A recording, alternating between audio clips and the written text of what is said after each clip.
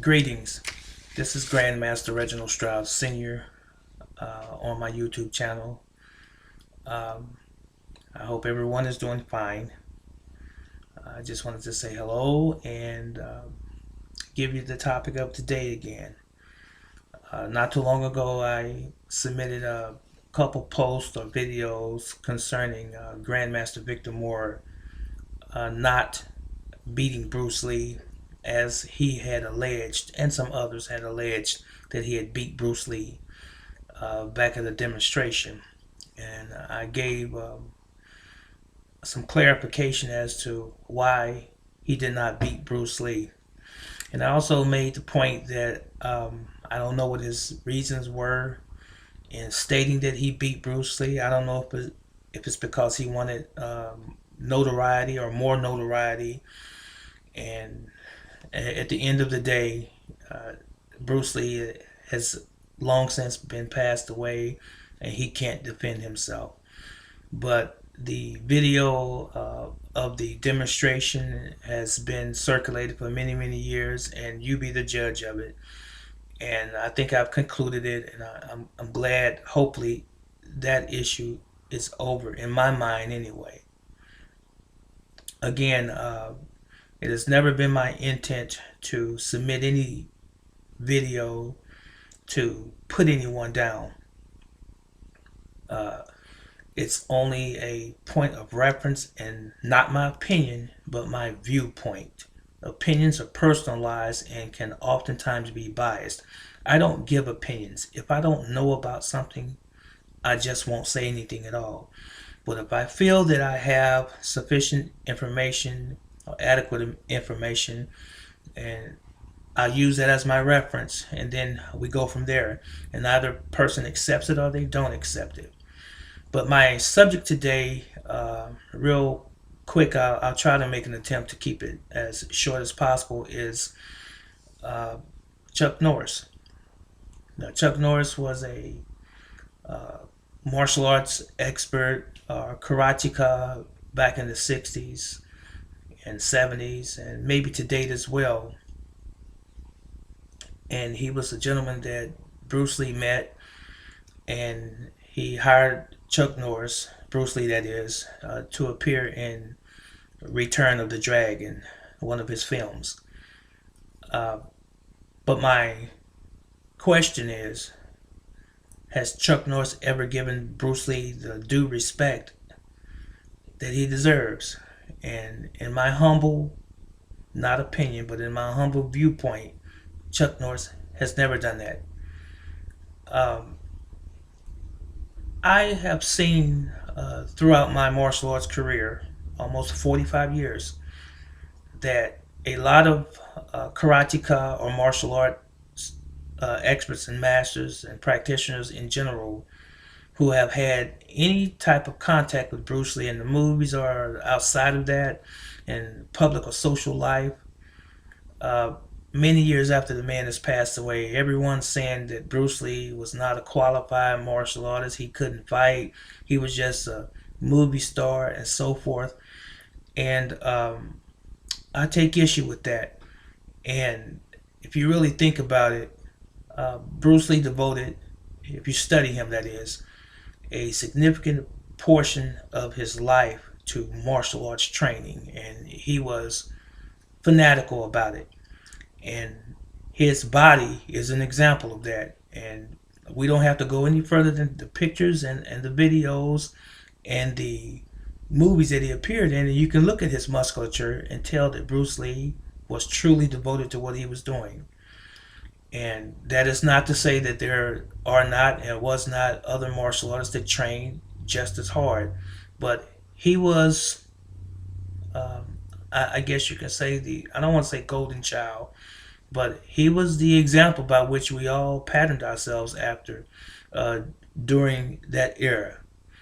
Now, I don't know what quite motivates people nowadays, but Bruce Lee still is the most celebrated martial artist on this planet. After all of these years, he's been passed. But getting back to Chuck Norris, over the years, I've seen Chuck Norris in interviews, and such as David Letterman TV show, and he was asked by David, Hey Chuck, did you and Bruce Lee ever mix it up or fight each other or spar? What happened? And Chuck Norris would never answer the question directly. He would always acquiesce from the question and go into some rant about back then in those days Bruce Lee was kicking to the legs and I'd help him with his high kicks. You know, typical of a Republican, if you will, and their antics. There had been other interviews of Chuck Norris talking about Bruce Lee and even documentaries that he had been narrating. He has never, and all you have to do is do the due diligence and go figure this out and find it out for yourselves. I don't have to give all of the case study, if you will, but he has never said that Bruce Lee was the man that Bruce Lee actually was. In the American and not only the world's eyesight, he's basically wanted to put himself on the same level as Bruce Lee. Now, even though I studied Bruce Lee since I was a child to the present, and I love the man, and by no stretch of the imagination is he the only one that I've ever studied, but he was a person that was responsible for me becoming involved in the martial arts, and to this very day I still am, and I'm a full-time instructor. Howbeit, these guys just won't let it go. Chuck Norris, when he first met Bruce Lee and he did the Return of the Dragon movie, I hear people say, that was a great fight scene. Bruce Lee was the star. He was the one who hired Chuck Norris to appear in the movie along with Bob Wall and all of the other people that were in the movie. Bruce Lee was the man. Chuck Norris, if it had not been for Bruce Lee, Chuck Norris perhaps would have never been in the film on the level that he is today, or has shared that popularity, I should say, if it were not for Bruce Lee. And there are many, many more who became, I guess you could say, household names after Bruce Lee got them started. So it is disrespectful to not give the credit to the man who helped you along the way, so to speak. And if you really think about it, Chuck Norris had never been in any movies prior to Return of the Dragon. And after that, when Bruce Lee passed away, he tried his hand at Good Guys Wear Black and Breaker Breaker and Octagon and so forth. All of these movies were flops. They were not big box office movies. It was not until, and I give him his due credit, until he started the Texas, or the Walker Texas Ranger series, that really pushed him over the top. And I admire him as a martial artist, and I'm not going to say that he's not a great martial artist, because he is. But to put him on a level, or he put himself on the level of Bruce Lee, even though he doesn't openly say that, but his body language says it, and has said it for all of these years. Chuck Norris is not, and never has been, on the level of Bruce Lee and many of the other martial artists who are touting that they could have beat Bruce Lee and Bruce Lee was not that good. They were not on the level of Bruce Lee. And it's interesting to me that if they were around, which most of them were, during the time that Bruce Lee shared that popularity in the world, why did not these guys speak up at the time? They wait till this man is passed away many years down the road to say that he wasn't who he said he was. He wasn't who he touted or professed that he was. And that is very far from the truth. Bruce Lee, once again, was in the 20th and the 21st century, the most popular martial artist that we all know. And if you Google his name, and if you Google all of these other people's names who want to be equal to Bruce Lee or beyond Bruce Lee, if you will, you do the comparison. Who's going to get the most hits? Who's the most popular? It's not because he was a movie star, by no stretch of the imagination. I mean, what magic did he have to push him to the heights that he achieved? And why didn't these other guys achieve the same height if they were better? Now, I know during the late 70s, or the early 70s, I should say, in the late 60s, that we still had racial tension here in America and across the world But Bruce Lee, uh, these guys didn't want a black man during that particular era to be number one, as far as America's hero. So it's always been that white face, just like it is in the Bible. You see white images of Jesus or Yeshua in the Bible, and there's no way in the world you can make the Savior of the world white when he came from the Middle East. And there are no white people in the Middle East who were indigenous to the Middle East. So that white face is what America has always looked for, and our history has told that story uh, time and time again. And we have never had a person of color until Barack Obama became the president. Prior to that, all of the other 40-something presidents were all white, and that should tell you something. Virtually every hero, every comic book character that was a hero has always been 90-something% white. So why in the world would you let an Asian, take that place from you? So that's pretty much the way America has looked at Bruce Lee. Now, I'm so happy to see that not too long ago, China finally erected a statue to Bruce Lee, something that was well past due, and I'm happy that that occurred. But, politics had something to play in that. But back on the subject again, these guys browbeating the fact that Bruce Lee was just an actor. I challenge a lot of them and most of them. I love them all. I have respect for them and their particular crafts. However, Bruce Lee has notes, he has writings, he has documents, he's had schools, he's taught celebrities from the 60s up until his untimely death, and he has been a curator of martial arts styles and systems and a very extensive library on martial arts.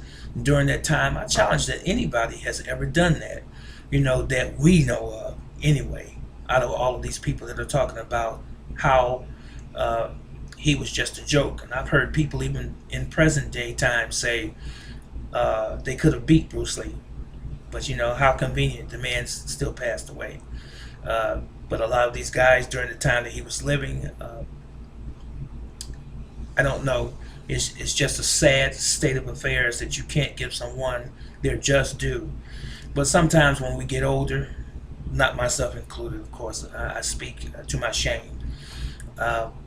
Sometimes when people get older, they want to try to leave some kind of legacy that they beat someone famous or that they were better than someone else famous. Not to take anything away from my brethren in the martial arts world. I love them all dearly. However, just this particular subject is what I'm supposedly harping on, I guess you can say, for lack of a better expression. I still say again, Chuck Norris never gave Bruce Lee the due respect that he deserved, and Bruce Lee is responsible for Chuck Norris being where he is today. And I just wanted to make note of that. And there have been other ones that had not given Bruce Lee credit as well. In my estimation, the gentleman that's passed away, God bless his soul now, Joe Louis, he talked about Bruce Lee as if Bruce Lee was just someone who collected a lot of different bits and pieces of martial arts, and that he was not credible, again, in Joe Louis's mind. I saw the video that he had done, and I didn't appreciate that at all. And that's just not true. Bruce Lee was worth his weight in gold, and most of the people that are making these assertions are people who have not studied his life. I didn't intend to be long in this video, and I'm not going to try to stay any longer in this video. I think I've made my point, and I'm going to give an overview one more time before I leave. If you would be so kind to stay with me for just another moment. Chuck Norris, again, never gave Bruce Lee the respect that Bruce Lee deserved, and Bruce Lee gave him the film opportunity, the beginning that he had in film, and then Chuck Norris went on from there. Even the late Jim Kelly, God bless his soul, he gave Bruce Lee credit for being the great martial artist that he was. And Bruce Lee got him started. And I love and respect Jim Kelly, and I miss him dearly as well. And there have been many, many more.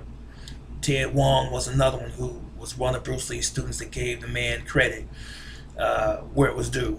Taki Kimura gave him credit.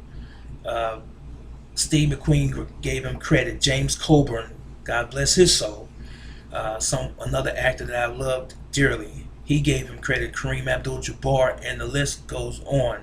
But a lot of these guys, they just need to wake up and put on their big boy pants and stop being childish and give the man his just deserves.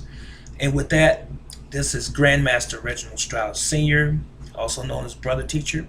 I'm going to part now, and I'll see you on the other side in the next video. So long.